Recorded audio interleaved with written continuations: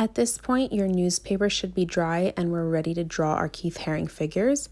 You can draw a normal figure like this one here, or you can draw an odd one like this one that has a hole that cats are jumping through. And then there's even more options like this one here with multiple figures with figures coming out of their heads and different symbols and things like that. So it is up to you how you want to draw your figure. So we are back with our Keith Haring newspaper background that we are going to draw our Keith Haring character on top of it. Now in this one, my characters are pretty normal. They just have one head, two arms, two legs. They're very normal characters. I did add some symbols. However, for this one, I think I might go a little strange because Keith Haring liked to go a little strange. So we are going to get a pencil and we're going to draw on top of our newspaper. We shouldn't have any newspaper sticking up because we glued it all down. And we shouldn't have a whole ton of glue because we only were supposed to use a little bit of glue. So it should be ready for us to draw on. If you have pieces sticking up, you might want to glue them down before you draw. And if there's too much glue, it's going to be hard to draw. You might want to make another one, or you can just try to draw on top of it. I'm going to draw my head over here. Remember, when you draw the head of Keith Haring character, it's like a circle, but you just don't close it at the bottom. And I know it's hard to see, but you're going to be able to see it better in a little bit. You just have to be careful when you draw through it. Okay, remember our arms are two pieces, and my arm is going to go up. We're going to try and keep the correct proportions. If you can't see it that well, you're going to see it better in a second. Sometimes you really have to turn your page and look to make sure you can see what's going on. Okay, the arm is two pieces, two parts. Okay, see that? And remember, the body needs to be wider than the head, so we don't want to make the arm go in all the way this way. We kind of want to stop before the head so that we can start the body right there. And the body is going to go out further than the head because we learned about proportion last time. All right, so now it's pretty normal looking so far. This is where I'm going to get weird. Keith Haring liked to do characters that were a little wiggly. So I'm going to make this body wiggly. So this figure is going to be a little wiggly, I think. A little wiggly.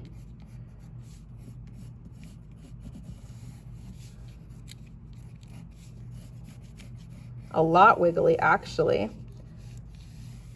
And then I think the legs are going to end down here. And remember, the legs are two parts, again. And let's try to make the legs bigger than the arms for correct proportion. So one leg is going to go down here. I'm trying to draw multiple times. You see how I'm doing this so that we can see on top of the newspaper. That might help you.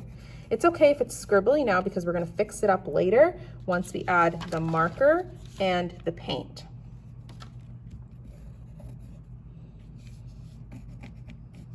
The other leg, I think, is going to go this way and then up.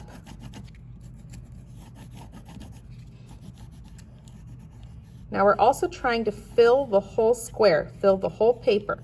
So I made my person big and filling the whole square. So see how they fill up the whole space? I made the legs go all the way to the end.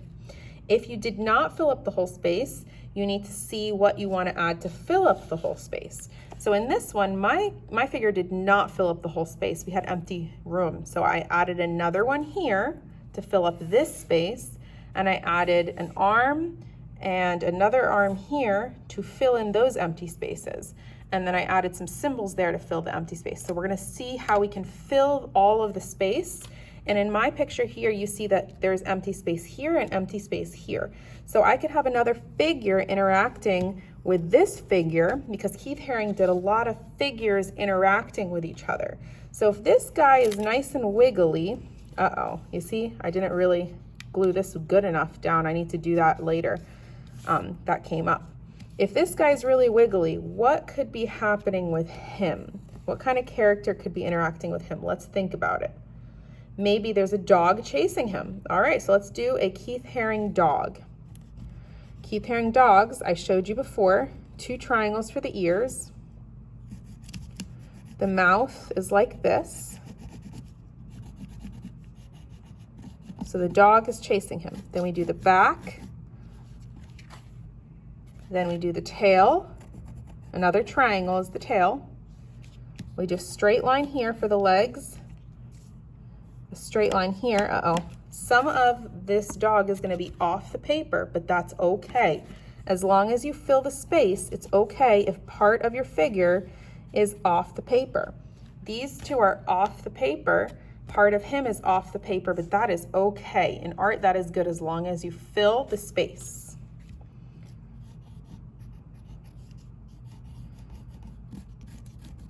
So it's really good to have your figures interacting.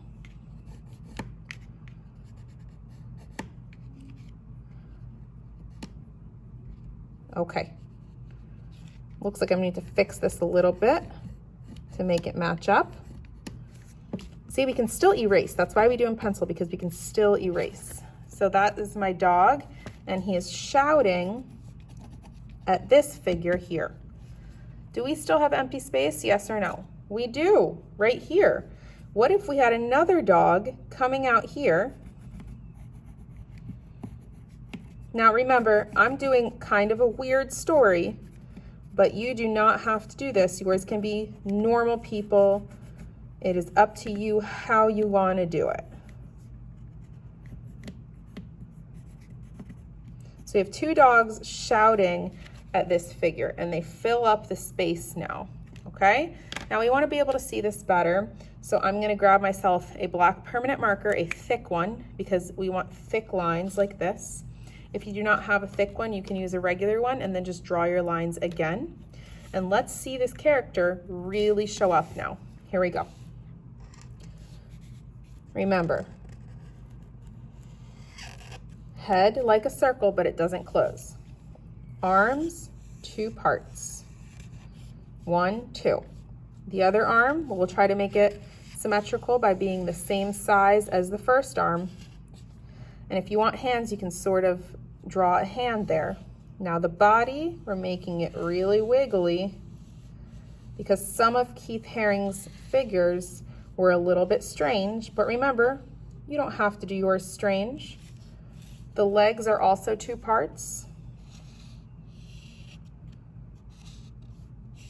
1, 2. I'm going to add a foot, and then when you draw the other leg, 1, 2, and a foot, the other leg should meet the other leg in the middle to make sort of a triangle shape right there.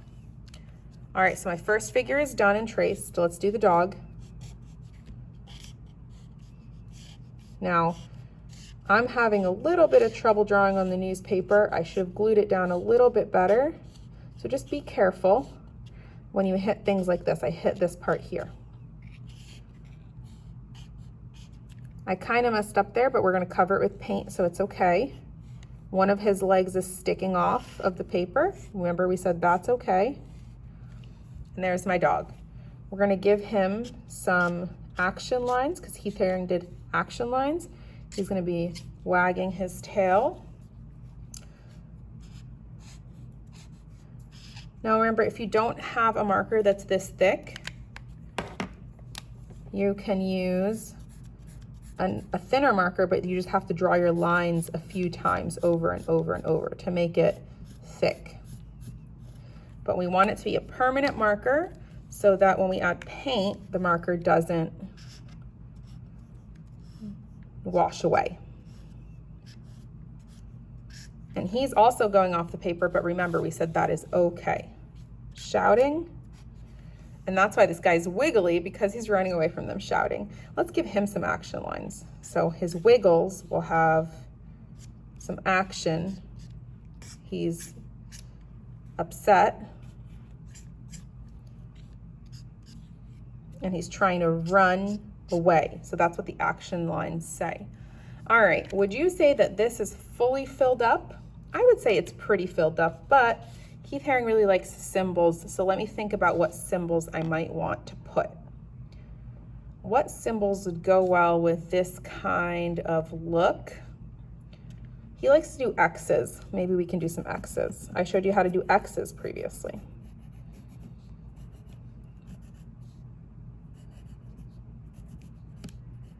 Okay, let's see how that looks before we do another one. Remember, we do pencil first in case we mess up so we can erase. I've already erased a few times, which is why I'm glad I started in pencil. All right, that's an X. I kind of like the way that looks. And I have a little space here that I can add another X to.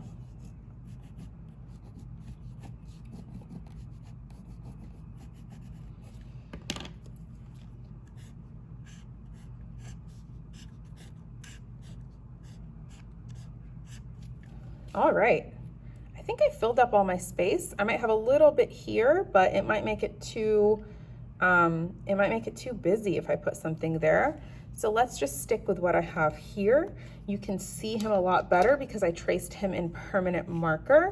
However, you will be able to see him even better once we add in color. Okay, so next week we are going to do this step where we're adding in the color. I have used temper paints, but if you don't have access to those, we can talk about other things you can use instead.